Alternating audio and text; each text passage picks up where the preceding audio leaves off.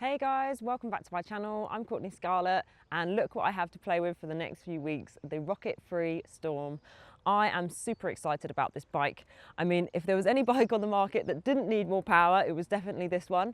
But not only that, Triumph have decided to kind of stealth it up, black it up in terms of the styling, which I absolutely love. And just in general, I'm really excited to ride the Rocket again. It's a bike that I've absolutely loved for the past few years. I actually rode it up the hill at the Goodwood Festival of Speed a couple of years back.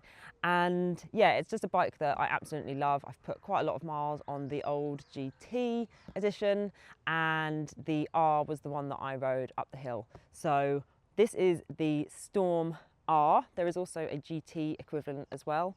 So this Storm edition also replaces the old Rocket as now the biggest displacement mass-produced motorcycle in the world, as well as the most torquiest at 225 Newton meters. So super exciting. Let's go take it out for a ride.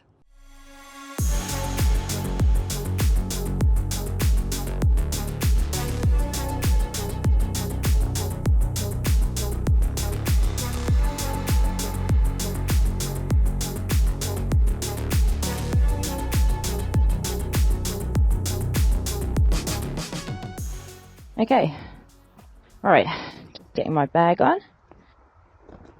Continue my ride of the Rocket Free Storm. I had to stop because I didn't realise, but I put in a SD with not enough storage into the camera. So I stopped in this delightful gravel car park, which has allowed me to find out that gravel, no speed gravel, isn't the best friend of the Rocket.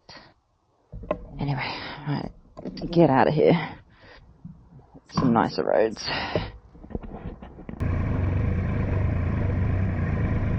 No throttle needed getting out of here. Absolutely none. Oh, some sort of bug definitely just flew in my lid.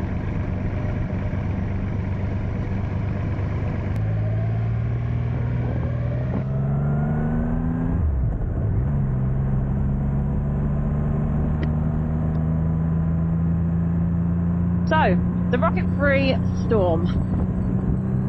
Straight away you can feel the insane power that it has. But this bike is incredibly unusual because it really shouldn't work. That back tyre in particular should really cause it some havoc with its handling. And especially around here on these kind of country roads I'm riding, normally anything that doesn't have really top-notch kind of suspension will be rallying the hell out of me around here. But so far, suspension on this thing is actually pretty good. I mean, it just gives you dollops of power in any gear, at any time, whenever you want it. There's just... Let's go. Pull it back and there's just still so much more power. Okay. Cyclists up there, I better go a respectable speed. So, handling-wise, the bike's nuts. It's insane. I don't know how Triumph have made this bike handle like this. But you can chuck it through a corner, no problem. Yeah, okay, it's not a track bike. It's not like a proper sports bike. It is still a cruiser. The riding position is still... It's kind of a sporty, kind of slightly more hunched forward, kind of typical cruiser riding position.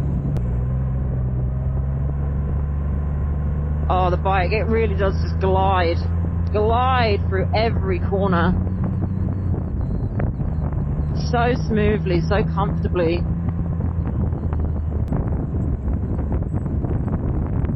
So there is no quick shifter on the Rocket Free, which in a way, given the price, I kind of feel like the quick shifter should be on there, but you really don't need it, to be honest.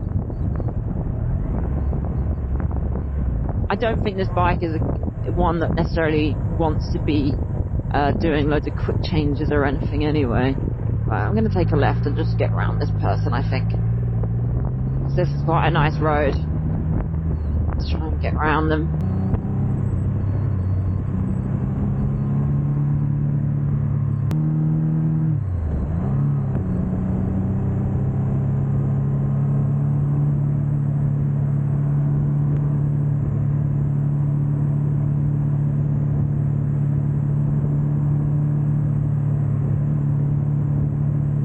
Okay.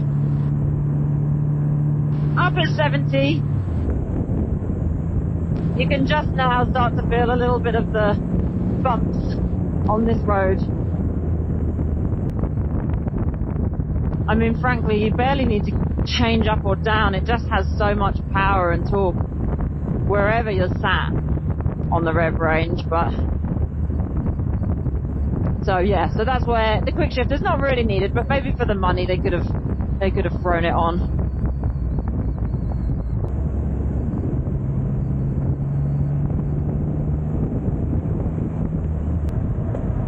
So far, I have had absolutely no need to go into fifth gear. There has just been no need for it at all. Right, let's go this way. Oh, the handling just fires you. Literally, this is why they called it the Rocket. Still in third gear.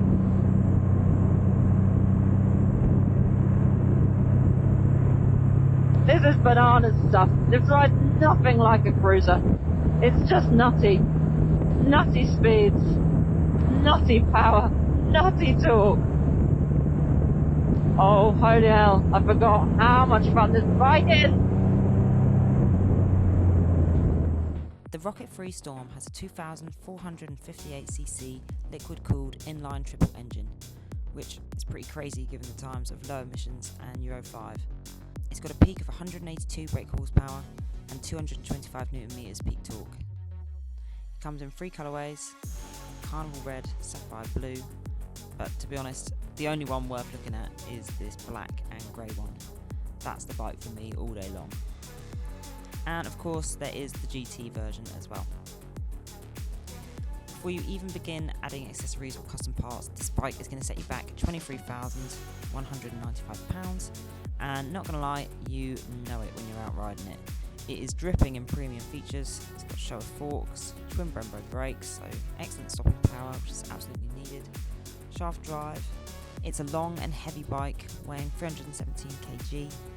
That said, it's well balanced and the weight is super low, and with a low seat height of 773mm, it's considerably more accessible than it looks on paper. I don't know what it is about this bike, but it just makes me feel sickeningly rich. I feel it's more than a feeling of just feeling cool. Yes, I feel cool, but I feel rich as well. I feel like when I show up to the petrol station on this bike, of course no one is thinking this. It made me laugh because I saw Landchop's review of this bike, and he says how, you know, it made him feel really cool, and I'm sure nobody was watching, but he felt like they were, and that's exactly what it is. I feel like the richest person riding this bike. Just listen to it. Like, the whole bike moves when you give it a rev. It's got that much power. There are obviously some negatives to owning a Rocket. First of all, it's so damn gorgeous. It looks so luxury. Even if you don't know anything about bikes, you know this is a luxury bike. You can just see. Same with a luxury car. You can spot it a mile off.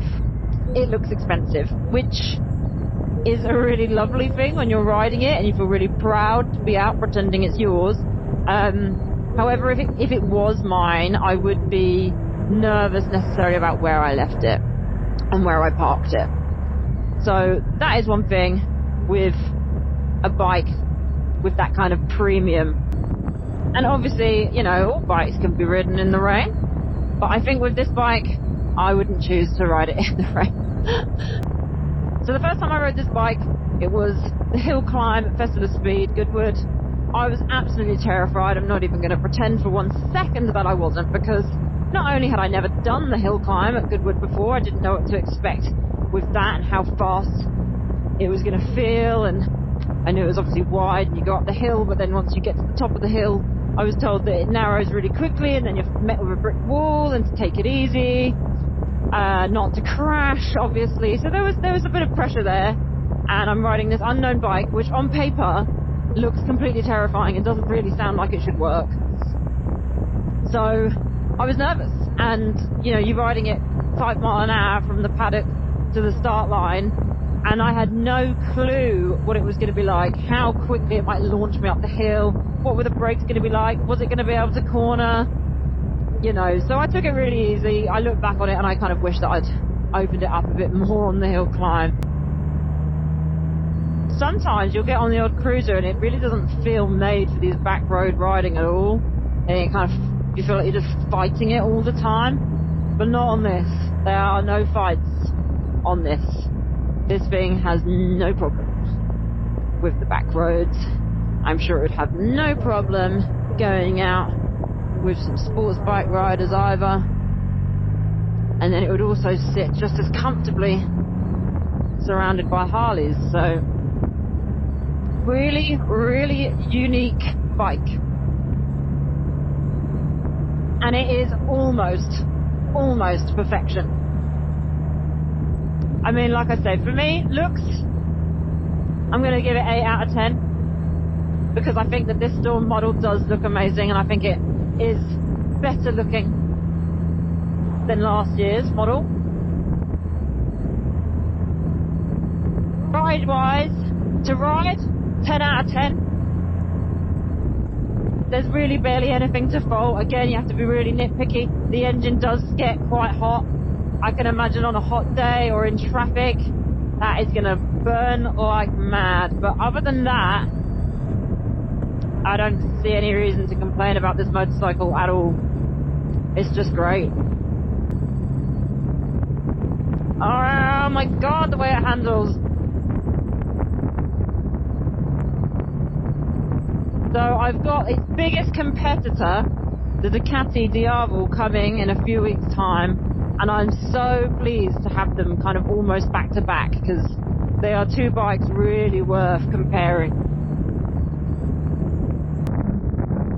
You just can't be in a bad mood on this bike. It's just too enjoyable. Ah, man, I love it.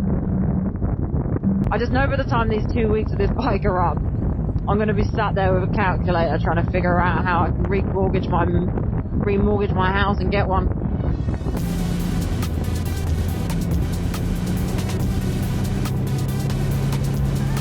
Oh my goodness me.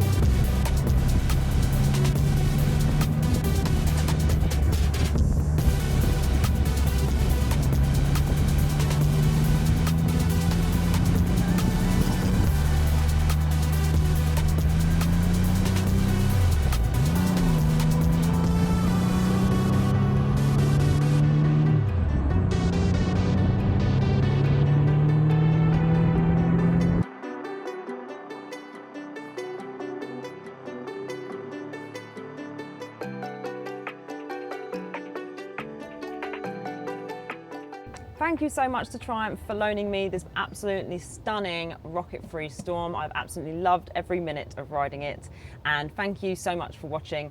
Let me know in the comments what you think of the bike.